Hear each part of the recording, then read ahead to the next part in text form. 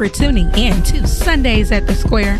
I am your host, Toni Ringgold, and I hope you are having a wonderful, blessed, amazing day.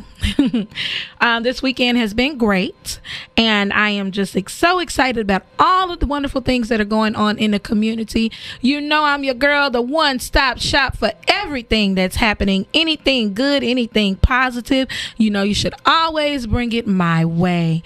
Now, I am really excited because, of course, I've had this guest on before, and we spoke before a couple of weeks ago, actually. She is, she has so many hats that she wears. But I am talking about none other than Miss KCfraser. She is the social worker for the city of Harker Heights and the Harker Heights Police Department.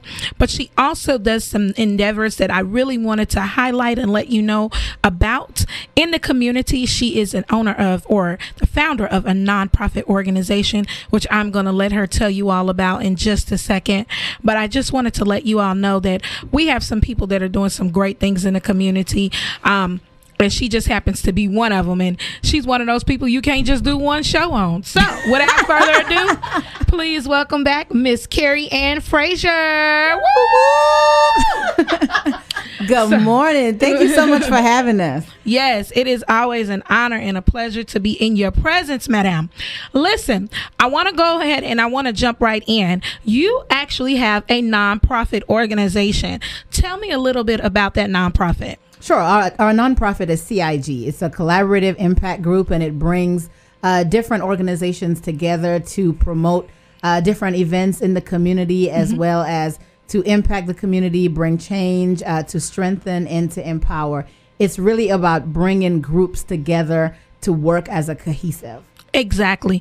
What you see a lot of times is you see a lot of people doing the same thing. You know, you have one group over here, one group over there, and they're trying to do the same thing. What made you decide to go into something like this?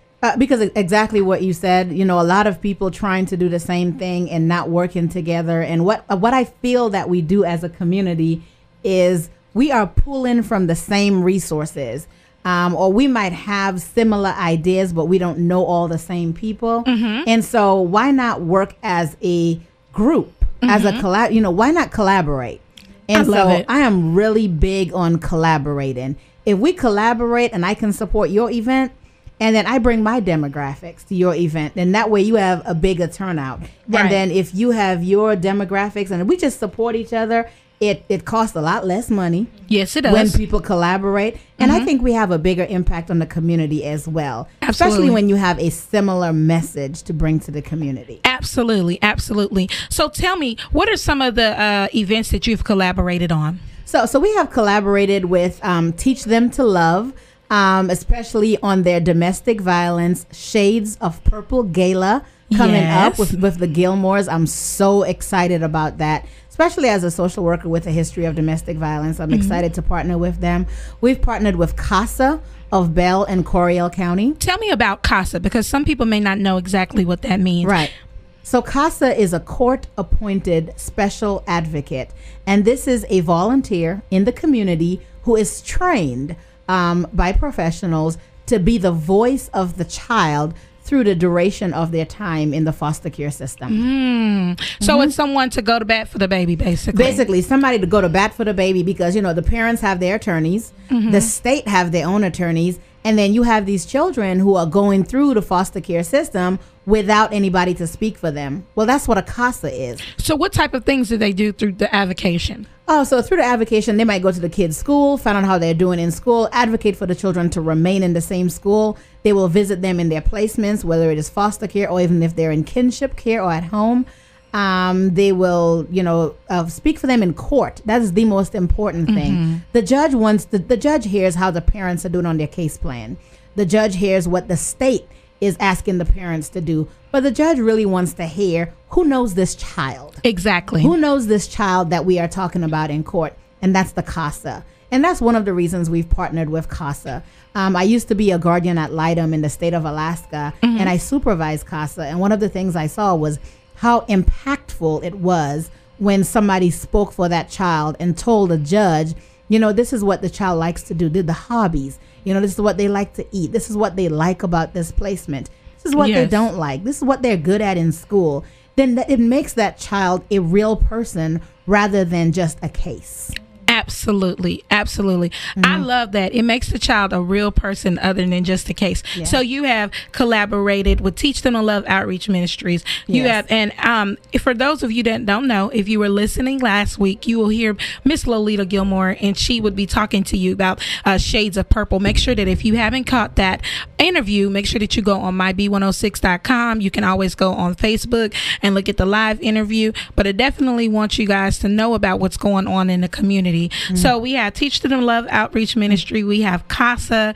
Who else do we have? Educated Angels and My Tutor and More. Absolutely love this this agency and this foundation. They do so much in the community, as well as scholarships for children. There's just so much that they do. So definitely Google them. Okay. Find them on Facebook, Educated Angels. Yes, with Miss Tina Capito. Yes. Right. Awesome. These are some people that I'm telling you all, there are so many different resources and so many different organizations that you can go to that can help you with your needs. And I cannot stress this enough. Look into when you hear me interviewing people, go on the website, go on the Facebook, go and look up these people, because these people are here to help you. I promise you that. Getting back to you, Mrs. Fraser, I wanted to talk about KCfraser Drama. As you all know, I am all about the arts. I have loved the arts since the beginning of time. I've been singing.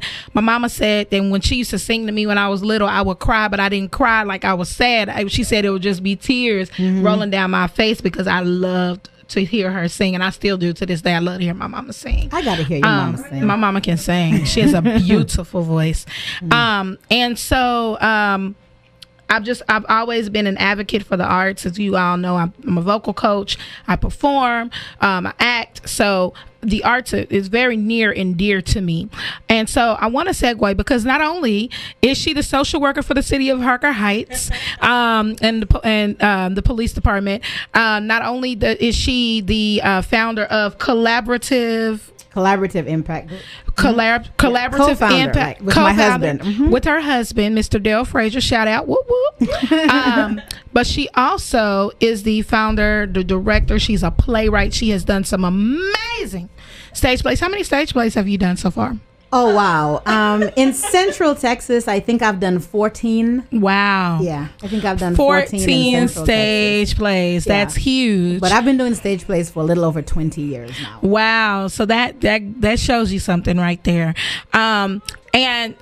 And what I would like to say is that, a lot of times we see people and they do these stage plays, but they don't have any purpose behind them. And what I mean by that is no shade, no hate. And if you're just tuned in, you are tuned in to Sundays at the Square. I am your host, Toni Ringgold. I'm sitting here with the beautiful Miss Carrie Ann Fraser. She is the social worker for the Harker Heights Police Department in the city of Harker Heights. She is also the co-founder of Collaborative Impact Group, which is a nonprofit organization based here in Central Texas.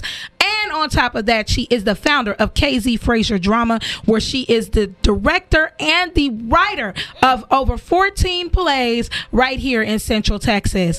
Right now, we are talking about these plays, and I'm just really excited. And what I was explaining before, if you're just tuned in, is the fact that Miss Fraser, she doesn't just do the plays because they're fun. You have a purpose behind what you're talking about. Can you elaborate a little more on that? Yes. So the vision of KCfraserDrama.com is to impact, influence, inspire, educate, and empower. And we do that using creative arts. And so whether it is the plays, we incorporate dance, we incorporate spoken word, and of course song in the plays as well. But it's all to influence, impact, empower, strengthen the community. And so every play that we do, we ensure that there's a message, that there is something that we're giving back to the community, that we're empowering people. Absolutely. And I love what you're doing. I want to talk about specifically, there are two two big productions that you have coming up. One being Sunday Dinner, and then the other Behind Closed Doors. Yes, ma'am. So I want to talk about Sunday Dinner because that's coming it's right around the corner. 2 weeks. We are only 2 weeks 2 weeks away. Give those dates exactly. 2 weeks away, March 10th, downtown Killeen on 4th Street at the Arts and Activity Performance Center. That's when we'll have Sunday Dinner. Sunday Dinner. Sunday Dinner. You do not want to miss this. Tell us a little bit about the play. So Sunday Dinner, you got to come right here next to me, Momo. Okay. So Sunday Dinner, the vision and the goal of Sunday Dinner. I will start. Sunday Dinner was inspired by my big Caribbean family, and just by families in general. One of the things I really enjoyed, the childhood memory, is sitting with my family, eating. I have come from a very musical family, although I don't sing myself. I sing in the shower. And so one of the things that really impacted me was to do a play where we can really talk about families and bring families back to the forefront.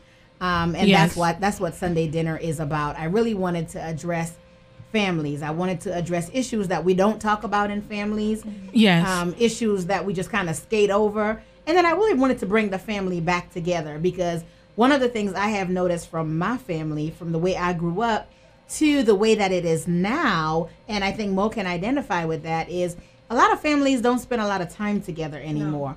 No. Families will rush out to a restaurant or something like that, or families, have their phones or their whatever technology they have, and they're not really spending time. They're not talking. Bonding. They're not bonding. Right. And like one of our cast members, Amp, said, give me my roses when I'm alive. Yes, and so we're not giving roses to our family members. And I'm not talking about physical roses, but I'm talking about that time, getting to know each other. But we come together when somebody dies. And then that's when families come together. And that's sad. If you look at it, you come when somebody dies, and then, you eat, and then you talk about how sad it is. Then everybody goes on their way until somebody dies again. And so what I really wanted this play was about is to talk about coming together for Sunday dinner. Yes. Like we used to back in the day. Yes. Back in the day when somebody would be frying fish or frying chicken, and you cooking macaroni and cheese, and the men are playing cards, or we playing spades or dominoes. Yes. And families just come over, the cousin, the second or third cousin from down the street. Right. Come over, and families just talk, and they get to know each other, and they pass stories down. Yes. From generations, because that's what keeps a family going. Absolutely. It's those stories, those generational stories. I have stories from my great-grandmother that are so relevant to me today that I'm passing down to my children. But one of the things I realized, because we are so far from family, we got to have Sunday dinner so we can pass these stories down. And you know what? You really hit the nail on the head about family, and just that time that you need to spend. We shouldn't see each other when someone is dying. Right. That is so true. Or something tragic has happened for us to come together, but we can't seem to make time for ourselves. I have a very cutie patootie sitting right here next to Miss Carrie Ann. Adorable. And she is actually in the play. I wanted to let her introduce herself and talk about a little bit about what she is going to be doing in her role. Hi, well, I'm Monique Barsh. I am Monique Barsh. Ooh, my character is Nicole. Nicole. But the family calls her Nakia. Oh, okay. Yes. And so tell me a little bit about Nicole without giving it away too much. Okay. Nicole is a typical girl who is successful, African-American, but doesn't want to be around the drama in her family. She'd rather be in Paris. Oh, okay. So she's somewhere. She's high in the clouds, honey. Exactly. She's high in Cousin and auntie who's just the little bougie. Yeah. Okay, so I'm noticing on your shirt it says "Why not?" Yes. Monique Barsh. What is that? My shirt is from one of my coworkers, Travis Barbie. Hi, Travis. Hey, Travis. We were talking about one day, and he wore this shirt. He had a shirt called "Why not?" And I'm like, what does that mean to you? And he's like, why not go after your purpose? Why not chase your dream? Why not be great? And I said, that spoke to me, because why not follow in my footsteps that God's given me. He said, keep going on this path, and that's my acting. That's just being a great person to people and just motivating and just trying to live right. Yeah, I love that. Why not? Why not? Why not? Why not do it? Why not be dynamic? Exactly. Yeah, and be amazing. Right. Be amazing. Be amazing. And own it, and it's okay. And it's okay. I used to feel, and I will say this, I used to feel very sometimes hard. It would be hard for me to own being good at what I'm doing, because you're taught to don't be cocky, don't think you're all that, and be keep humble. Keep it humble. And I think there should be humility in everything that you do, but there's nothing wrong with saying, you know what, I'm the bomb and I'm cool with that. So I love that. So what we're gonna do is we're gonna take a brief break, but we will be right back. I'm gonna be bringing Miss Carrie back, and I have a special guest that's gonna be joining us in just a second. So stay tuned.